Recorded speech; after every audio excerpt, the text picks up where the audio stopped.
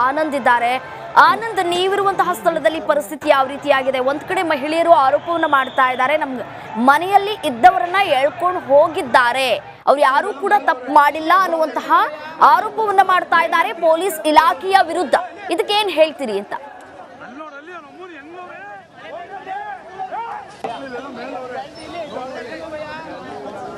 ರಮ್ಯಾ, ರಾತ್ರಿ ನಡೆದಂಥ ಗಲಭೆ ಏನಿದೆ, ಗಲಭೆಯಲ್ಲಿ ಸಾಕಷ್ಟು ಜನ ಭಾಗಿಯಾಗಿದ್ರು. ಯಾರು ಭಾಗಿಯಾಗಿಲ್ಲ ಅನ್ನೋದು ಇನ್ನಷ್ಟೇ ಏನು ಪತ್ತೆ ಆಗಬೇಕಾಗಿದೆ. ಒಂದಷ್ಟು ಜನನ ಅನುಮಾನದ ಮೇಲೆ ಪೊಲೀಸ್ನವರು ಒಂದು ಅರೆಸ್ಟನ್ನು ಮಾಡಿರುವಂಥದ್ದು. ಅದ್ರ ಜೊತೆಗೆ ಒಂದಷ್ಟು ವಿಡಿಯೋ ಸಾಕ್ಷಿ ಸಿಕ್ಕಿರುವಂಥದ್ದು. ಅವ್ರಿಗೆ ವಿಡಿಯೋಗಳನ್ನು ಆಧರಿಸಿ ಮನೆಗೆ ಹೋಗಿ ಅವರನ್ನು ಬಂಧಿಸುವಂಥ ಕೆಲಸವನ್ನು ಮಾಡ್ಕೊ ಬಂದಿದ್ದಾರೆ.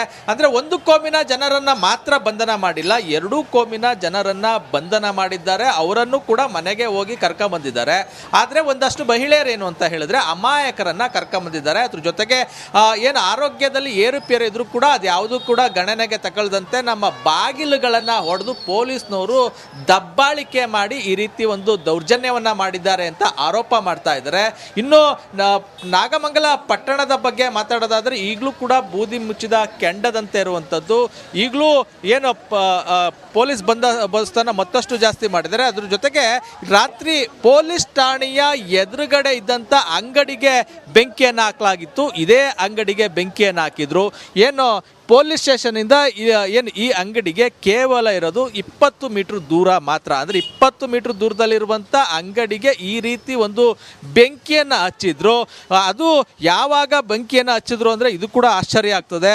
ಏನು 7:15 7:30 ಅಂದರೆ 7:30ರಿಂದ 7:45 ಸಮಯದಲ್ಲಿ ಗಲಭೆ ಆರಂಭ ಆಗುತ್ತೆ. ಗಲಭೆ ಆರಂಭ ಆಗಿ ಏನು ಎಲ್ಲ ಒಂದು ರೀತಿ ಕಂಟ್ರೋಲ್ಗೆ ಬಂದಂಥ ಸಂದರ್ಭದಲ್ಲಿ ಪೊಲೀಸ್ನವರು ನಾವು ಸಂಪೂರ್ಣವಾಗಿ ಏನು ಹತೋಟಿಗೆ ತೆಗೆದುಕೊಂಡಿದ್ದೀವಿ ಅಂತ ಹೇಳ್ತಾರೆ. ಅದ್ರ ಜೊತೆಗೆ ರಿಪಬ್ಲಿಕ್ ಕನ್ನಡಕ್ಕೆ ಖುದ್ದು ಮಂಡ್ಯ SP ಮಲ್ಲಿಕಾರ್ಜುನ್ ಅವರೇ ಹೇಳುವಂಥದ್ದು, ನಾವು ಸಂಪೂರ್ಣ ಹತೋಟಿಗೆ ಬಂದಿದೆ ಅಂತ ಹೇಳಿದರೆ ಅದಾದ ಬಳಿಕ ಈ ಅಂಗಡಿಗೆ ಬೆಂಕಿಯನ್ನು ಹಚ್ಚುತ್ತಾರೆ. ಆ ಮೂಲಕ ನಾವು ಯಾವುದೇ ಕಾನೂನು ಸುವ್ಯವಸ್ಥೆಗೆ ಅಥವಾ ಕಾನೂನಿಗೆ ಎದುರೋದಿಲ್ಲ ಅನ್ನೋ ಒಂದು ಸಂದೇಶವನ್ನು ರವಾನೆ ಮಾಡಿದ್ರು. ಇದು ಪೊಲೀಸರ ಒಂದು ಸಿಟ್ಟಿಗೂ ಕೂಡ ಕಾರಣ ಆಗಿತ್ತು. ಹಾಗಾಗಿ ಒಂದಷ್ಟು ಏನು ಅನುಮಾನಾಸ್ಪದವಾಗಿ ಇದ್ದಂಥ ವ್ಯಕ್ತಿಗಳನ್ನು ಜೊತೆಗೆ ಭಾಗಿಯಾಗಿದ್ದಾರೆ ಅನ್ನೋ ಒಂದು ಶಂಕೆಯ ಮೇಲೆ ಒಂದಷ್ಟು ಜನನ ಕರ್ಕೊಂಡು ಬಂದು ವಿಚಾರಣೆಯನ್ನು ಮಾಡಿದರು. ಸದ್ಯ ಅವರನ್ನು ಇವತ್ತು ನ್ಯಾಯಾಧೀಶರ ಮುಂದೆ ಹಾಜರುಪಡಿಸೋದಕ್ಕೆ ಈಗಾಗಲೇ ಸಿದ್ಧತೆಯನ್ನು ಮಾಡ್ಕೊಂಡಿದ್ದಾರೆ. ಗಲಭೆಯ ಸಂಬಂಧ ಈಗಾಗಲೇ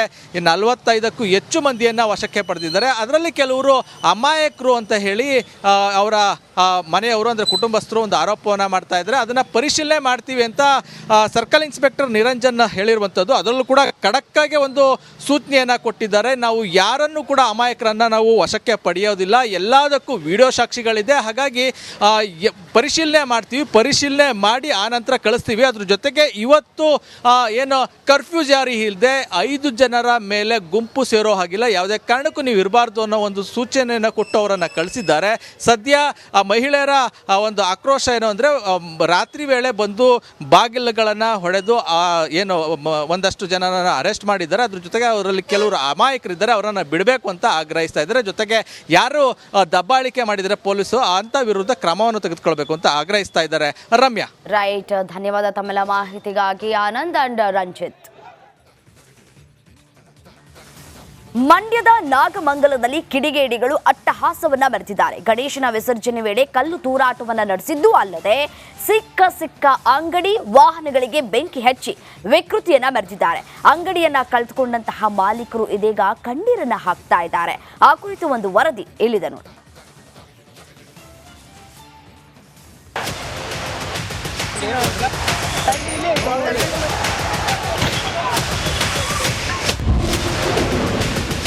ಅಂಗಡಿಗಳಿಗೆ ಬೆಂಕಿ ಇಟ್ಟ ಕಿಡಿಗೇಡಿಗಳು, ಜೀವನಕ್ಕೇನು ಎಂದು ಮಾಲೀಕ ಕಣ್ಣೀರು. ಮಂಡ್ಯದ ನಾಗಮಂಗಲದಲ್ಲಿ ಗಣೇಶ ವಿಸರ್ಜನೆ ವೇಳೆ ಅನ್ಯ ಕೋಮಿನ ಯುವಕರು ಕಲ್ಲು ತೂರಾಟವನ್ನು ನಡೆಸಿದ್ದಾರೆ. ಗಣೇಶ ಮೂರ್ತಿಯ ಮೇಲೆ ಕಲ್ಲು ತೂರಿದ್ದಾರೆ.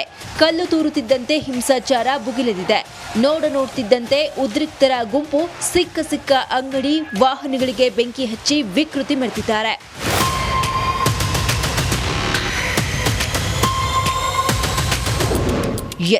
ಪೊಲೀಸ್ ಠಾಣೆಯ ಮುಂದಿದ್ದ ಪಾತ್ರೆ ಅಂಗಡಿಗೂ ಕಿಡಿಗೇಡಿಗಳು ಬೆಂಕಿ ಹಚ್ಚಿದ್ದಾರೆ. ಅಂಗಡಿ ಮಾಲೀಕ ಮುಜೀಬ್ಗೆ ವಿಚಾರ ತಿಳಿತಾ ಇದ್ದಂತೆ ಸ್ಥಳಕ್ಕೆ ಬಂದು ನೋಡಿದ ಆತ ಅಂಗಡಿ ಸ್ಥಿತಿ ನೋಡಿ ಕಣ್ಣೀರಿಟ್ಟಿದ್ದಾರೆ.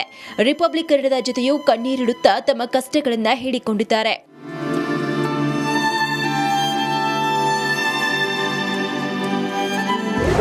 ನಾವು ಸ್ಟೇಷನ್ ಮುಂದೆ ಅಂಗಡಿ ಇದೆ, ನಮ್ಮ ಅಂಗಡಿ ಸೇಫ್ ಅಂತ ತಿಳ್ಕೊಂಡಿದ್ವಿ ಸರ್.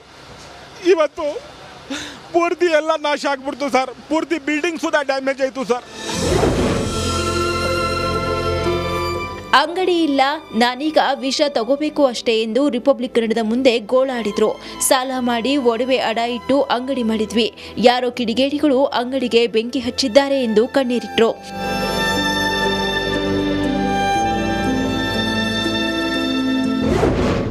ಇವತ್ತು ಏನು ಮಾಡ್ಬೇಕು ಗೊತ್ತಾಗ್ತಾ ಇಲ್ಲ ಸರ್. ವಿಷ ತಗೊಳ್ಳೋದು ಒಂದು ಬಾಕಿ ಸರ್. ಈಗ ಅಷ್ಟೇ ಸಾಲ ಸೂಲ ಮಾಡಿ ನಾವು ತಗೊಂಡು ಬಂದು ಹಾಕಿದ್ದೀವಿ ಸರ್. ಒಂದು 25 ಲಕ್ಷ ರೂಪಾಯಿ ಲಾಸ್ ಆಗಿದೆ ಸರ್.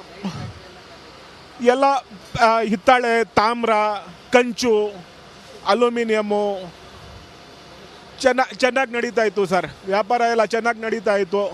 ಹಳೆ ಅಂಗಡಿ ಇದು, 46 ವರ್ಷದಿಂದ ನಮ್ಮ ಅಪ್ಪವ್ರು ಮಾಡಿದ ಅಂಗಡಿ ಇದು. ನಾನು ನಡೆಸ್ಕೊಂಡು ಹೋಗ್ತಾ ಇದ್ದೆ ಅಂಗಡಿ.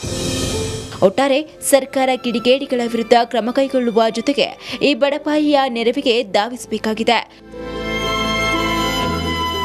ಆನಂದ್, ರಿಪಬ್ಲಿಕ್ ಕನ್ನಡ, ಮಂಡ್ಯ.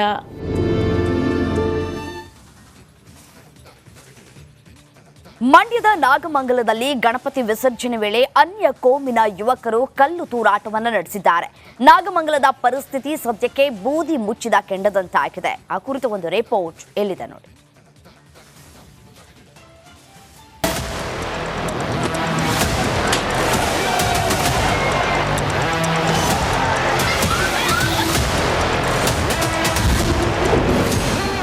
ದೃಶ್ಯ 1, ಕಿಡಿಗೇಡಿಗಳಿಂದ ಕಲ್ಲು ತೂರಾಟ.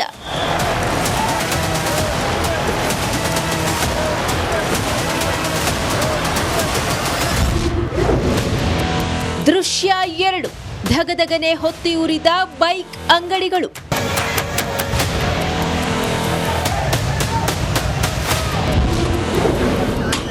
ದೃಶ್ಯ 3, ಗಾಡಿಗಳ ಮೇಲೆ ಕಿಡಿಗೇಡಿಗಳ ದಾಳಿ.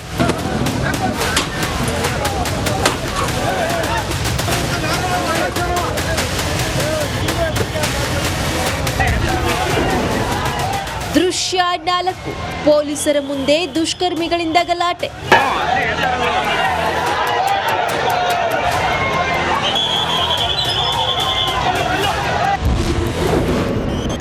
ದೃಶ್ಯ 5, ಕಿಡಿಗೇಡಿಗಳ ಮೇಲೆ ಪೊಲೀಸರಿಂದ ಲಾಠಿ ಚಾರ್ಜ್.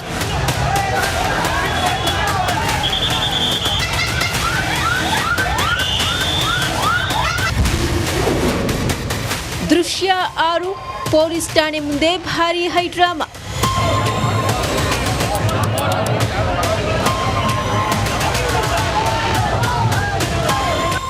ಈ ದೃಶ್ಯಗಳಿಗೆ ಮಂಡ್ಯದ ನಾಗಮಂಗಲ ಸಾಕ್ಷಿಯಾಯಿತು.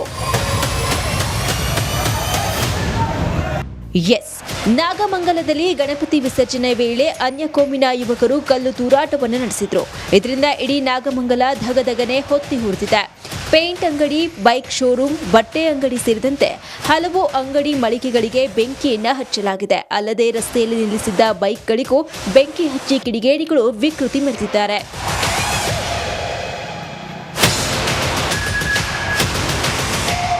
ಇದೀಗ ಇಡೀ ಪ್ರದೇಶ ಬೂದಿ ಮುಚ್ಚಿದ ಕೆಂಡದಂತಿದೆ. ಉದ್ರಿಕ್ತ ಯುವಕರ ಬಳಿ ಇದ್ದ ಲಾಂಗು ಮಚ್ಚನ್ನ ಪೊಲೀಸರು ವಶಕ್ಕೆ ಪಡೆದುಕೊಂಡರು. ಬಳಿಕ ಉದ್ರಿಕ್ತರನ್ನ ಚದುರಿಸಲು ಪೊಲೀಸರು ಲಾಠಿ ಚಾರ್ಜ್ ನಡೆಸಿ ಪರಿಸ್ಥಿತಿಯನ್ನ ನಿಯಂತ್ರಣಕ್ಕೆ ತಂದರು.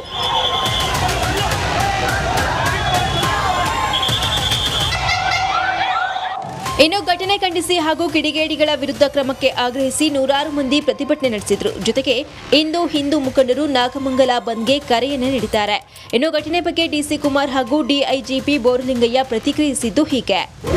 ಸರ್, ಈಗ ನಿಷೇಧಾಜ್ಞೆ ಏನಾದ್ರು ಜಾರಿಯಾಗಿದೆ ಏನು ಸರ್? ಸೆಪ್ಟೆಂಬರ್ 14ನೇ ತಾರೀಕಿನವರೆಗೂ ಕೂಡ ನಿಷೇಧಾಜ್ಞೆ ಜಾರಿಗೊಳಿಸಿದ್ದೇವೆ. ಸರ್, ನಾಳೆ ಬಂದ್ಗೆ ಕರೆ ನೀಡಿದ್ದಾರೆ ಸರ್, ಮಾಹಿತಿ ಏನಾರು ಉಂಟಾ ಏನು ಸರ್? ಅದು ನಮ್ಮ ಗಮನಕ್ಕೆ ಬಂದಿಲ್ಲ, ಪರಿಶೀಲನೆ ಮಾಡಿಸ್ತೇವೆ. ಕಿಡಿಗೇಡಿಗಳಿಗೆ 100% ನಮ್ಮ ಹತ್ರ ಏನಿಗೆಲ್ಲ ಎವಿಡೆನ್ಸ್ ಕಲೆಕ್ಟ್ ಮಾಡ್ತೇವೆ.